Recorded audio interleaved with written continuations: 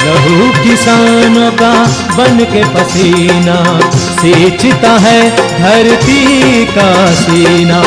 मेहनत का तेरी हक दिलवाने, नई तकनीक नई खोज बताने। पशुधन को गुणवान बनाना, पौध सुरक्षा को सिखलाना, खेती के सब गुर समझाने, भारत का सरताज बनाने। आठों पहर है संग तुम्हारे अन्नदाता, अन्नदाता। नमस्कार, मैं रीनू यादव आप सभी दर्शकों का अन्नदाता कार्यक्रम में स्वागत करती हूं। किसान का जीवन बहुत मुश्किल होता है। वह अपने खेतों में लंबे समय तक काम करता है, उसका ध्यान सदैव फसल में ही लगा रहता है। वे अपनी कड़ी मेहनत की ताकत पर अपना जीवन व्यतीत करता है। ऐसे ही किसानों की प्रगति के लिए हम खेती बाड़ी से जुड़ी बहुत सी नई लाभकारी जानकारियां हर रोज सुबह लेकर आते हैं। तो चलिए कार्यक्रम शुरू करने से पहले देखते हैं क्या है आज के अन्नदाता में। दुधारू पशुओं में आफरा की समस्या और उसका निदान।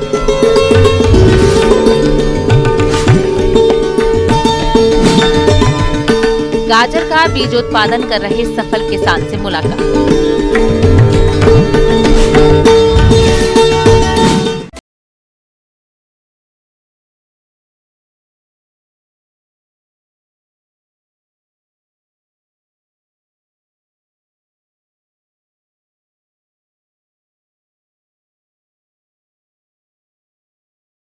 हमारे प्रदेश में बहुत से किसान गाय भैंस का पालन करते हैं, परंतु कभी कभी दुधारू पशुओं द्वारा अधिक मात्रा में हरा चारा खाने की वजह से आफरा की समस्या देखने में आती है।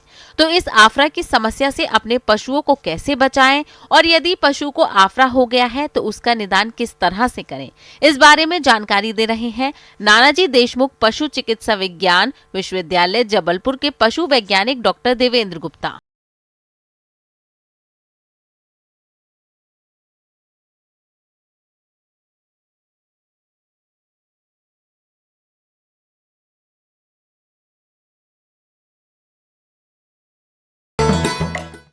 नमस्कार किसान भाइयों, आज हम जिस विषय पर बात कर रहे हैं वह है अफरा रोग।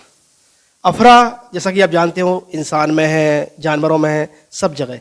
कहते हैं खाने की कमी से कम, खाने की अधिकता से मृत्यु होती है। पर जब कभी भी जानवर ज़्यादा हरा चारा खा लेता है उस दौरान उसको पेट फूलने लगता है, जिसको हम एक को बोलते हैं प्राइमरी ब्लोट और दूसरे को बोलते हैं हम सेकेंडरी या द्वितीयक ब्लोट। होता क्या है, जानवरों में सामान्यतः 4 पेट होते हैं। जैसा हम में 1 पेट होता है, उनमें 4 पेट होते हैं। और सबसे पहला जो भाग होता है वो कहलाता है र्यूमन। उस र्यूमन में जो भी हम खाते हैं उसका जो भी सूक्ष्म जीव होते हैं वो उसका पाचन करते हैं और उस पाचन के दौरान उसको अगले हिस्से में भेज देते हैं। उस पाचन के दौरान तरह तरह की गैस का उत्पादन होता है और वो गैस जानवर डकार जिसको हम कहते हैं उस रूप में बाहर निकाल देता है, या दूसरा क्या होता है पीछे गुदाद्वार के द्वारा बाहर निकाल देता है। पर या तो गैस बनना ज्यादा हो जाए या गैस कहीं कोई भी ऐसा अवरोध आए जिससे गैस रुक जाए तो भी इस तरह का आफरा हो सकता है। उसके कुछ लक्षण जिनको आप देख सकते हैं, सबसे पहले पेट का फूल जाना, या बाएं हिस्सा जरूर फूलता है, कई बार दायां भी फूलता है, पर बाएं हिस्से में ज्यादा आपको फूला हुआ दिखाई देगा। दूसरा, जानवर बहुत बेचैन हो जाएगा, वो कभी जमीन पे पैर मारेगा, कभी पेट पे पैर मारेगा, कई बार जमीन पे लौटेगा। इसके बाद उसको बहुत तीव्र गति से पसीना भी आ सकता है। आफरा की समस्या अधिक दुग्ध उत्पादन करने वाले पशुओं में ज्यादा देखी जाती है, जिसे आम भाषा में अपच भी कहते हैं। यह समस्या अधिक मात्रा में हरा चारा, दूषित चारा या अधिक मात्रा में अनाज खा लेने से होती है। इस तरह की समस्या अगर आपके पशु में आए तो देर न करें, तुरंत घरेलू उपाय अपनाने के साथ साथ उचित उपचार की व्यवस्था करें। जैसा आपने देखा हो, जानवरों के खान पान में 40% से ज्यादा हरा और 60% कम से कम आपको शुष्क, जिसको हम भूसा बोलते हैं, वो देना अनिवार्य है। अगर आप केवल हरा ही हरा ज्यादा देंगे या दाना ही दाना ज्यादा देंगे, इन दोनों से ही समस्या होती है। दाने को भी हमको उसकी एक निश्चित मात्रा है, उससे ज्यादा नहीं देना।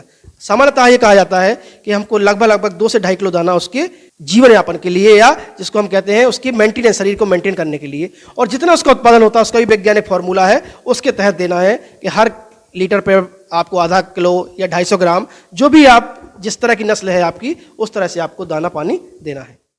अब बात करते हैं रोगग्रसित पशु के घरेलू उपचार की। तो पहले पशु के फूले हुए पेट पर तेल, गर्म पानी या गर्म कपड़े से मसाज करें। यदि आफरे में कमी नहीं आ रही है तो आप लकड़ी को उसके मुंह में बांध दें, जिससे कि उसके अंदर की हवा बाहर निकलती रहे, जिससे पशु को आराम मिलता है। यदि फिर भी पशु को आराम न मिल पा रहा हो तो सरसों का तेल और तारपीन का तेल मिलाकर पिलाने से भी पशुओं को कुछ आराम मिलता है। इसके अलावा पशुओं को 5 से 10 ग्राम हींग भी खिला सकते हैं। इन सभी उपायों से भी आराम न मिल रहा हो तो पशु चिकित्सक से उपचार कराएं। और आपको लग रहा है कि जानवर इस स्थिति में है, तो पहला काम ही एक करें कि आप जानवर को ऐसी जगह रखें जो ठंडी हो, हवादार हो। दूसरी चीज, जानवर का जो मुंह वाला हिस्सा है वो ऊपर रखना है और जो पीछे वाला हिस्सा उसको नीचे की ओर रखना है। मतलब लगभग आधा फीट का अंतर हो जहां वो खड़ा है, तो उसको जो पेट फूलने से दबाव पड़ रहा है सीने पे वो कम हो जाता है। इसके साथ ही साथ आप जो उसके लिए आवश्यक दवाइयां हैं अपने चिकित्सक के परामर्श से समय समय पर दें। और एक मार्केट में या बाजार में प्रचलित दवाई है जिसको हम बोलते हैं ब्लोटोसिल के नाम से, अगर समय रहते आप ये नहीं बना सकते घोल, तो आप ब्लोटोसिल का भी 30 ml 100 किलो पे दे देते हैं। टिम्पॉल है, ब्लोटोसिल है, बहुत सारे ऐसी दवाइयां आती हैं जिनको कि हम उसको दे सकते हैं। तो प्राथमिक तौर पर इसके लिए किसी आपको चिकित्सक की आवश्यकता नहीं होती है, इसको उस समय आप दे सकते हैं। पर इसको पिलाने के बाद भी अगर आराम नहीं आ रहा है तो तुरंत चिकित्सक को आप बुलाएं। और उसके लिए कई बार जिसको हम कहते हैं बाएं साइड में एक पैरालंबार फोसा होता है, वहां पर हमको एक चीरा लगाना पड़ता है। वो चीरा डॉक्टर की देखरेख में ही लगाया जाता है, डॉक्टर ही लगाता है। अगर आपने कहीं और कट दे दिया तो नुकसान भी हो सकता है। और उस कट को देने से वहां से जो गैस है वो निकल जाती है, और कई बार वो फ्रॉथ के साथ होती है जिसको हम फ्रॉदी ब्लड बोलते हैं, तो वो फ्रॉथ भी केवल चीरे के लगाने के बाद ही बाहर आ सकता है, वो इन दवाइयों से नहीं निकल पाता। तो वो आपका एक विशेष प्रक्रिया है जो कि आपके पशु चिकित्सक के संरक्षण में होनी चाहिए। किसान भाइयों, अभी तक आपने खेती से जुड़ी कुछ उपयोगी जानकारियां देखी हैं। अब लेते हैं एक छोटा सा ब्रेक, जल्द ही लौटेंगे। कार्यक्रम में आगे भी है खेती बाड़ी से जुड़ी बहुत सी महत्वपूर्ण जानकारियां, तो बने रहिए हमारे साथ।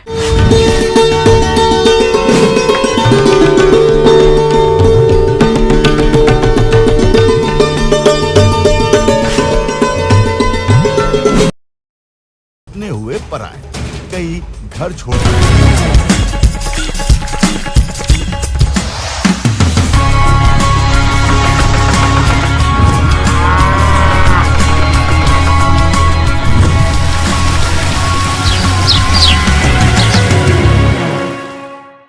ब्रेक के बाद एक बार फिर से आप सभी दर्शकों का अन्नदाता में स्वागत है।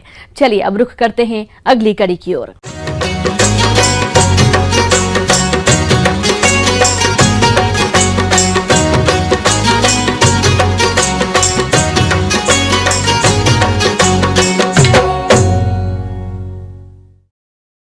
अपने राज्य में किसान गाजर की खेती करते हैं और कुछ किसान अच्छी आय कमाने के लिए इसका बीज उत्पादन भी करते हैं। लेकिन बीज उत्पादन लेने के लिए किसानों को कई बातों पर विशेष ध्यान देना होगा। आज हम आपको ऐसे ही सफल किसान महेश चंद से मिलवा रहे हैं जो गाजर का बीज उत्पादन करके काफी खुश नजर आ रहे हैं।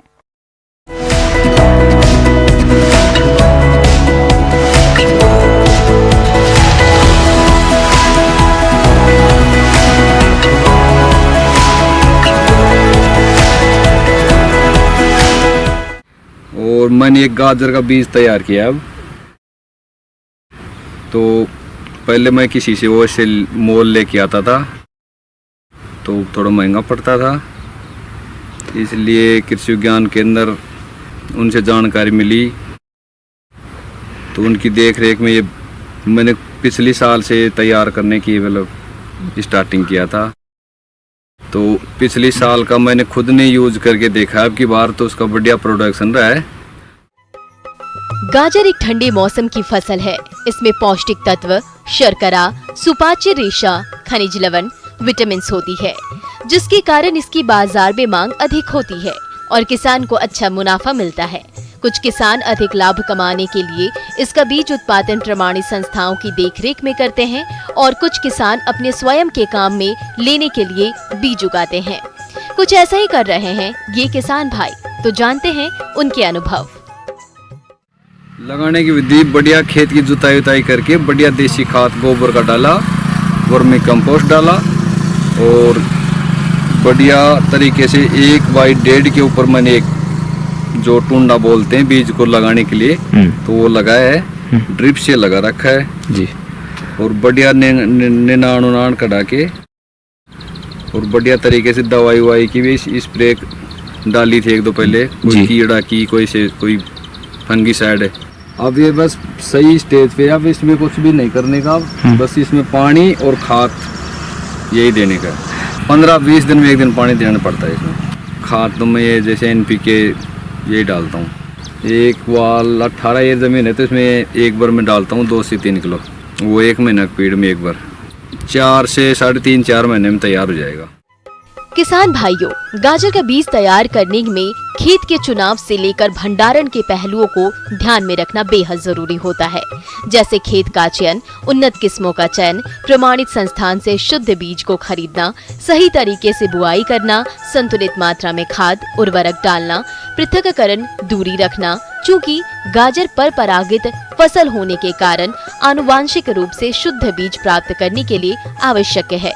आधार बीज उत्पादन के 1000 मीटर पृथक्करण दूरी रखते हैं, जबकि प्रमाणित बीज के लिए 800 मीटर की पृथक्करण दूरी रखते हैं।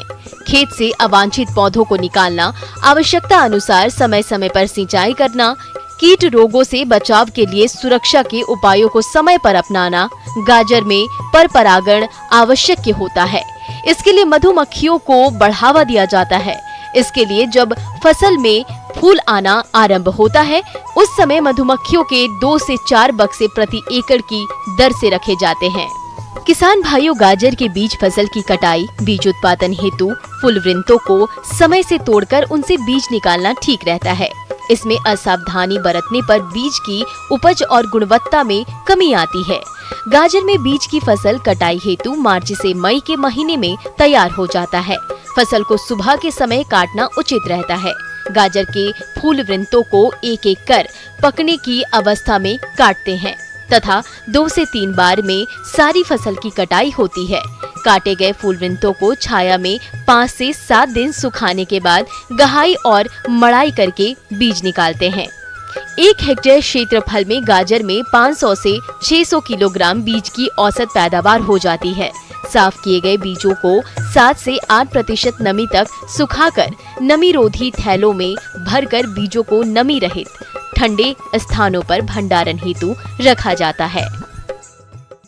ये 18 एर जमीन है मेरे पास अब जो तैयार कर रखी है जी, और करीबन इसमें मेरे अनुमान है 3 कुंटल बीज तैयार हो जाएगा और इसकी रेट रहेगी मतलब कि 400-500 रुपए किलो के हिसाब से। इसमें लागत तो लगी करीबन आ जाएगा 30,000 रुपए का लमसम खर्चा इसमें जी। मजदूरी का, जैसे खाद का, ये टूंडे का 1 रुपए के हिसाब से टूंडा का मतलब लागत लगाएं तो वो लग जाती है। छोटा मोटा इसमें सब काम करके 50,000 रुपए का खर्चा आ जाएगा। पूरा अनुमान है 1.5 लाख रुपए का बीज तैयार हो जाएगा। 50,000 खर्चा है, लाख रुपए मेरे बच जाएंगे। किसान भाई जैसे ऐसे बीज बनाने के विधि से बढ़िया जो तैयारी करेंगे ना तो उसमें बढ़िया प्रोडक्शन और होगा और अच्छा मुनाफा भी कर सकते हैं। आगे और भी खेती बाड़ी से जुड़ी बहुत सी रोचक जानकारियां, पर यहाँ पर रुकेंगे एक और छोटे से ब्रेक के लिए। जल्द हाजिर होते हैं।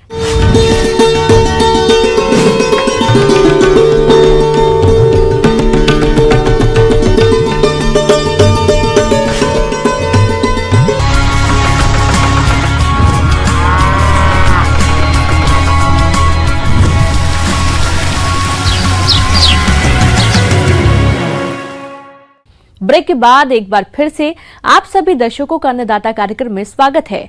बढ़ते हैं अगली प्रस्तुति की ओर।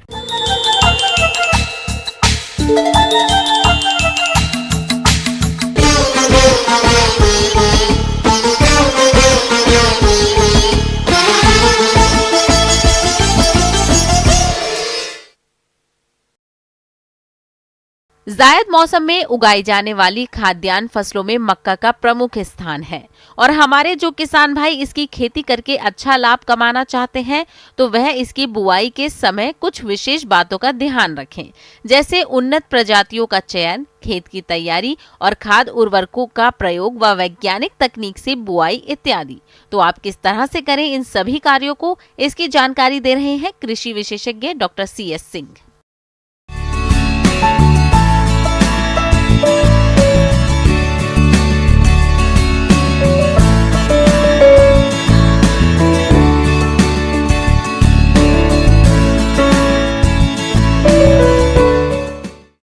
जो किसान भाई गर्मा मक्का की खेती करना चाहते हैं तो किसान भाइयों को चाहिए कि इसका अवश्य रूप से बुआई हो जानी चाहिए।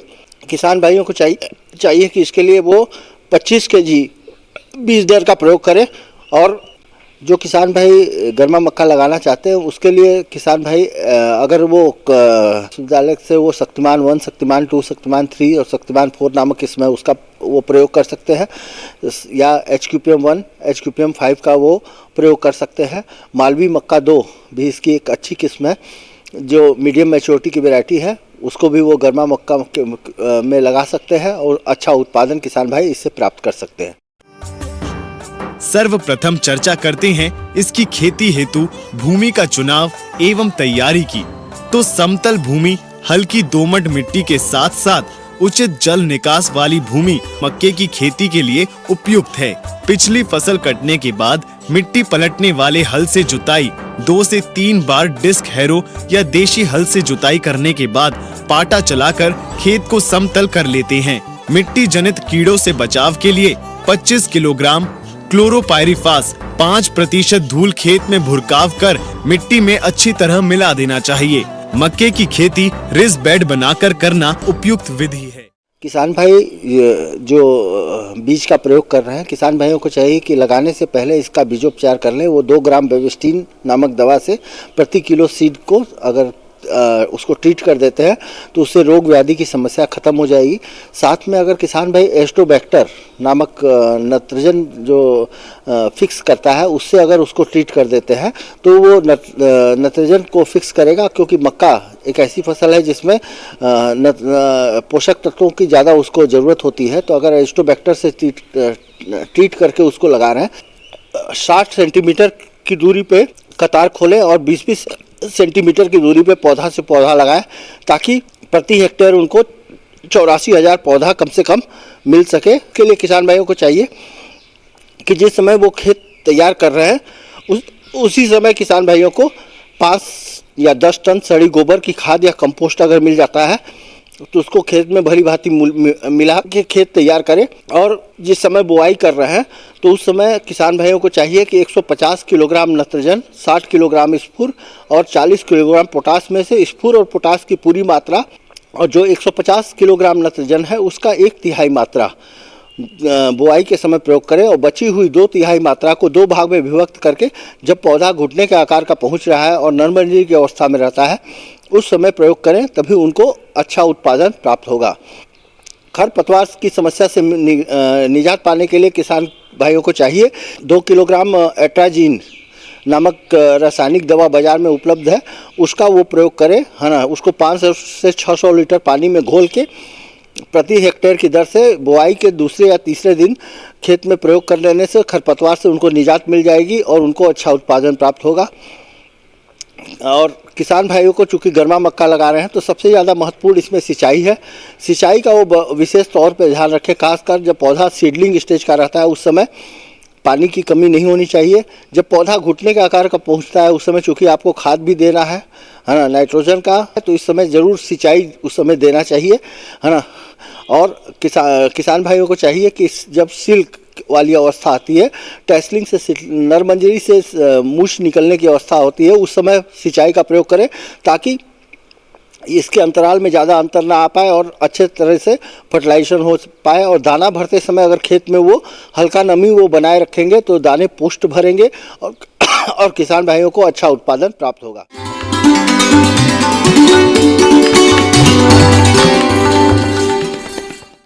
अन्नदाता हेल्पलाइन निःशुल्क फोन संपर्क सेवा के माध्यम से आपके द्वारा पूछे गए प्रश्नों में से 1 या 2 महत्वपूर्ण प्रश्नों को हम अपने कार्यक्रम में शामिल करते हैं और इसी के तहत आज का चयनित प्रश्न और उसका जवाब इस प्रकार है। आज के अन्नदाता हेल्पलाइन में जिस प्रश्न को कार्यक्रम में शामिल किया गया है उसे पूछा है ग्राम नगला, जिला टीकमगढ़ के किसान जितिन सागर ने। आप ऑयस्टर मशरूम की खेती पर जानकारी चाहते हैं तो जितिन सागर जी आपकी जानकारी के लिए प्रस्तुत है कार्यक्रम का यह अंश।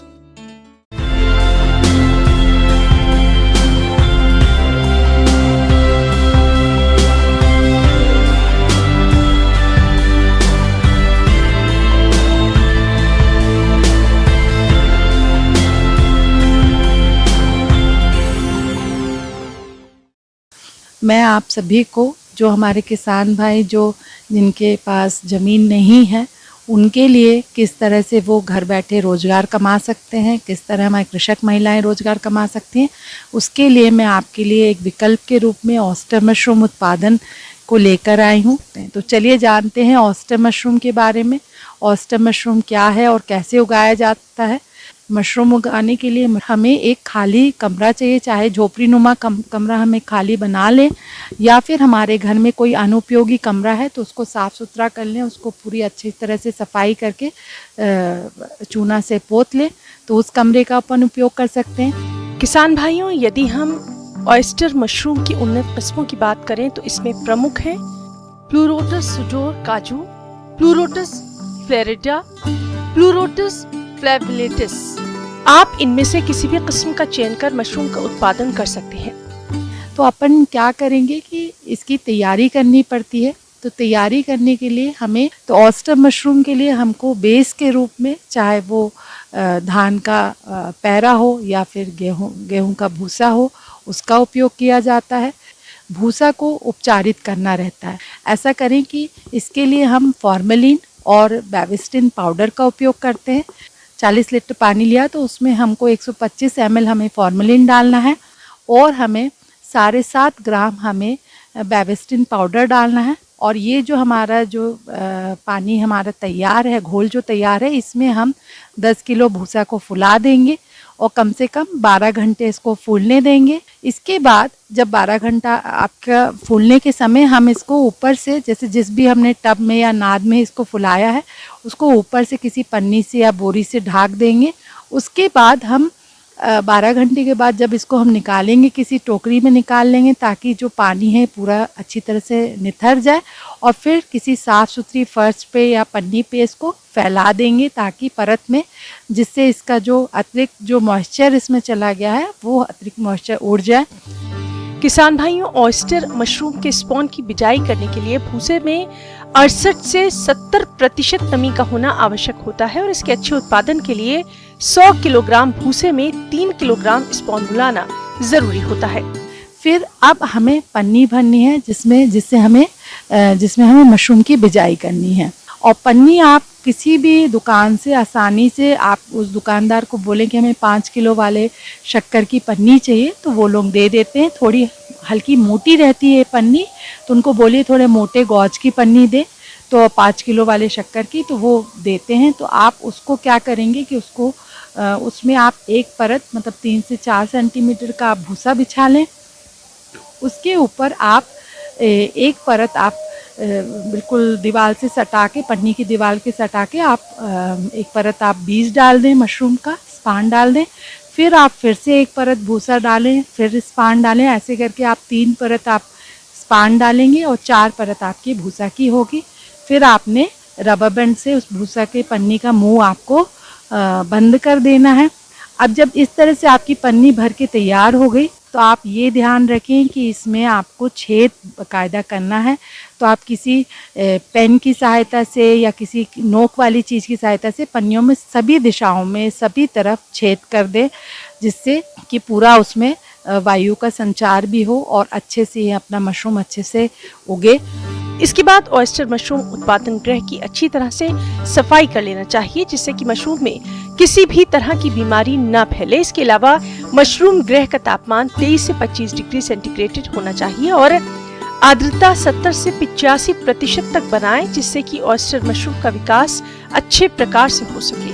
तो अब इस वाली थैली को, मशरूम की जो पन्नियाँ आपने भर ली हैं, इस थैली को आपको किसी अंधेरे वाले कमरे में, जो खाली कमरा अपन ने मशरूम उगाने के लिए तैयार किया है, उसमें इसको टंगा देना है। तो टांगने के लिए आपको सुतली या किसी धागे की सहायता से इनको बांस से बने रैक के बीच में आप इनको टंगा दें। और ये ध्यान रखें कि शुरू के समय में इनको बिल्कुल अंधेरा पसंद है ऑयस्टर मशरूम, तो अपन को कोशिश ये करनी है कि उस कमरे में आपको अंधेरा मेंटेन रहे। तो आप ये देखें कि सुबह या शाम के समय में आप कमरा खोल के आप मशरूम को देख लें। फिर आप देखेंगे कि 22 से 25 दिन के अंदर में पूरा फफूंद का जाल फैल गया है, पूरा सफ़ेद नुमा हो गया है वो भूसा आपका। और जो पन्नी है, पन्नी को अपन को तेज़ धार वाली किसी चाकू या ब्लेड की सहायता से पन्नी को काट के आपको अलग कर देना है। और वो जो आपका एक भूसा का पूरा आपको जाल, मशरूम का जाल आपको जो मिलेगा, उसको आपको पूरा वैसी आपको फिर से आपको उसकी रस्सी की सहायता से फिर टांग के आपको उसमें कमरे में रख देना है। अब इस समय में जब मशरूम निकलना शुरू होता है, तब उसको सनलाइट मतलब सूरज की रोशनी की आवश्यकता रहती है। तो आप कमरे में जहाँ जहाँ आपने उसको पूरा अंधेरा किया हुआ था, उसके रोशनदान में आपने कागज़ वगैरह चिपकाई हुई थी कि मशरूम को पूरा सीधा धूप ना मिले, तो आप वहाँ से सारे कागज़ या जो चीज़ सारी चीज़ें हटा दें और बाकायदा सुबह शाम आप देखें। और आवश्यकता पड़ने पर मशरूम के बैग अगर आपको हल्के कम गीले लग रहे हैं, नमी की कमी दिख रही है, तो आप हल्का किसी स्प्रे की सहायता से आप इसमें हल्का हल्का पानी की भी सिंचाई कर सकते हैं। उसके बाद जब आपको दिखा कि किसी पैकेट में 4-5 पैकेट में आपकी वो मशरूम निकलने लगी है, तो आपको मशरूम की तुराई करनी है। मशरूम को आपको जिस दिशा में आपका घड़ी घूमती है, तो एंटी क्लॉकवाइज उल्टी दिशा में घुमा के मशरूम को आपको तोड़ के रख लेना है। तो ना केवल ये हमारे परिवार को पोषण देगा, बल्कि हमारे लिए अतिरिक्त आमदनी का साधन बनेगा। तो मैं कृषि वैज्ञानिक के होने के नाते आप सभी से आग्रह करती हूँ कि आप मशरूम ज़रूर उगाएं। ऑयस्टर मशरूम बहुत ही आसानी से और उग जाता है। किसान भाइयों, अन्नदाता आपकी सेवा के लिए संकल्परत है। कृषि संबंधित समस्या एवं सुझावों के लिए आप हमें इस पते पर संपर्क कर सकते हैं। प्रोड्यूसर अन्नदाता, news 18 Madhya Pradesh, Chhattisgarh, Ramoji film city, Hyderabad 501512।